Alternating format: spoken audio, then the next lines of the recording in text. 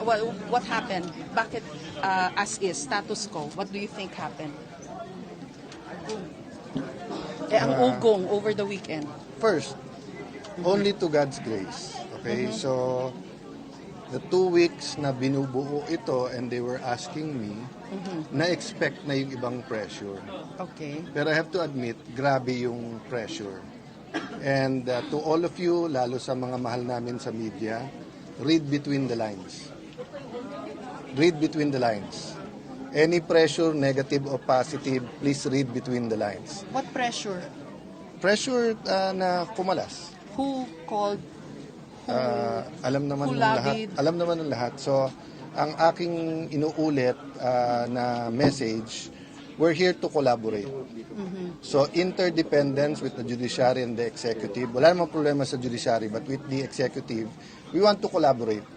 Ano yung, especially because of the crisis, gugutom na talaga mga tao talagang nawawalan na ng trabaho. I don't blame them for trying, but mas marami nasasaktan habang tinatry. Tapos yun nga, katulad ng NBI, kagabi lumabas, may talaga, gunpowder. So nagsisinungaling talaga sa presidente. So there's a lot of lies, deception, miscommunication ongoing. Okay. But yung members namin, we say we'll hold together. Manipis talaga, kaya grabe yung pang-intriga, grabe yung pakiusapan. May attempt kanina dun sa committees. Having said that, we're all professionals and I don't blame the minority. Nung nasa minority kami, gusto rin namin maging majority.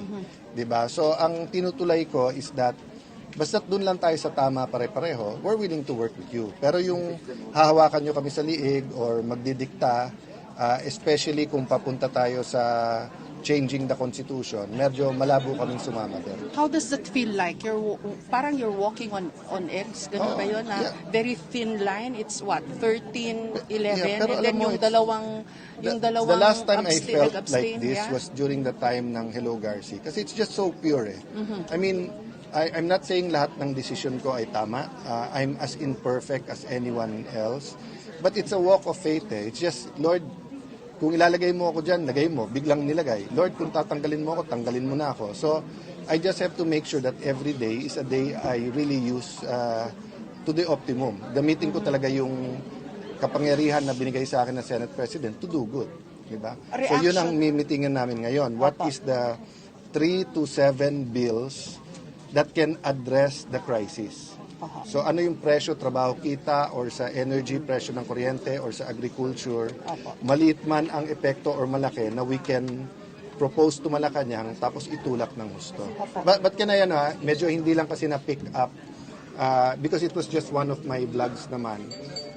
Naparating sa akin na maraming nakapending na bagong taxes. And this is normal sa mga economists pagka ganito na may threat ng stagflation.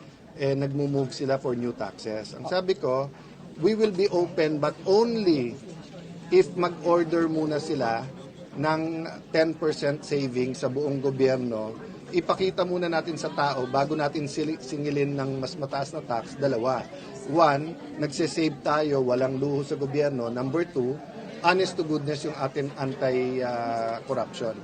Diba? Kasi kung mag-new taxes ka, tapos ang mangyayari, tingin naman na binubulsa. Or mag-new taxes ka, pero tingin nila, pag tinignan, marami pang luho sa budget, hindi susuportahan ng tao yun. The problem is economic spending is down. Yes. So the economy is really not moving at all. It's the first time, siguro after World War II, na nagkasabay-sabay. Oil, fuel, fertilizer, geopolitical tension. So, tapos tayo kasi, 3-4 ang tama. Bakit? Marami tayong OFW So each and every one na kailangan umuwi, walang sweldo yon. Pag uwi, wala na rin remittance iyon. Okay. Tapos nung tinamaan ng Bahrain at Qatar sa LP sa gas, ang byproduct ng urea, which is fertilizer. Na ang biggest is India. So hindi naman basta't mag-export. So mataas na, mahirap pang kumuha. So ano na what do you call this?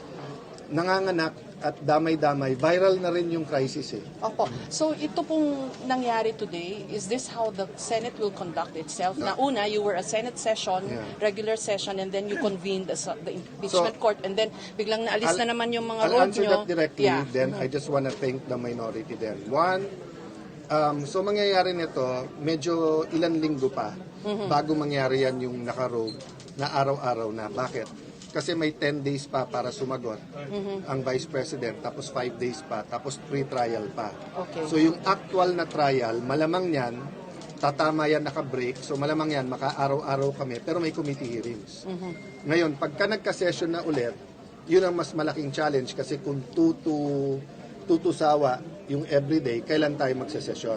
Pero we will balance it. But I want to take the minority because they're statesman and professional enough. Nagkausap-usap kami na while they don't have the numbers, yung usual na proseso sa Senado, wag nating i-delay. Opo.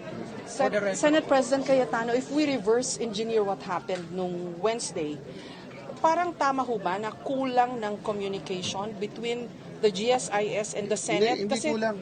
They were not informed. Hindi. You were not informed na nagbarena Hindi sila. kulang. Sinadya nila. Sinadya nila. Never, ang GSIS never nagpapasok ng NBI kung may problema sa peace and order. Police parati yun. Okay. Number 2, ibabarena mo yung pinto na lalabas yung mga senador. Isasara mo yung gate sa likod kung kailan lalabas yung mga senador. Tapos nung tinanong namin, wala daw NBI sa loob. O bakit yung ngayon yung may pulbura sa kamay at dito sa loob ng Senate nahuli? Diba? So, Would it have been simpler kung in-inform kayo ng GSIS na magbabarena pero kami to secure yes, the pero door? masisira plano nila. Oh, so you're Malalaman saying... namin eh. Malalaman kasi, it's okay sir, malalaman kasi namin eh. Malalaman namin. So you're saying po deliberate? At this point in time, the burden is on them to prove to us that it's a series of coincidences. Okay. Kasi pag ni-reverse engineer namin, plinano talaga nila na pakita sa Senate na ganyan ha. Sige, may numero kayo, nandyan si Bato, ganyan ha. Papaligiran naman namin kayo ng mga armado. Senator Gringo Nasan said it best. Diba? If you are where you're not supposed to be at armado ka, what do you expect will happen? Yes, Diba? sabi po ng DOJ, sabi ni Justice Secretary Vida, coordinated daw yung move ng NBI, yung mga arms. Inamin niya na Yes, coordinated sa and then kanya. Anong and then gagawin? he wants to investigate. Gusto ni Secretary Vida mag-imbestiga ang NBI at DOJ, pero sila ang dapat imbestigahan eh. Kaya nga ang message ko sa kanya, hindi ka pwedeng Vida kung kontrabida ka. Okay? So kung gusto mo mag-imbestiga, kailangan neutral ka. Si Secretary John Vic, hindi ko kasama sa politika. Si Secretary John Vic, maraming policies namin, hindi niya gusto. Pero nung pumunta siya dito, malinaw. Impartial, sabay tayo. Ano kailangan mo, sir? Kailangan ko CCTV, sinabit namin. So basta patas, payag kami. Pero wag naman yung gagawa ng storya tapos kami pa ang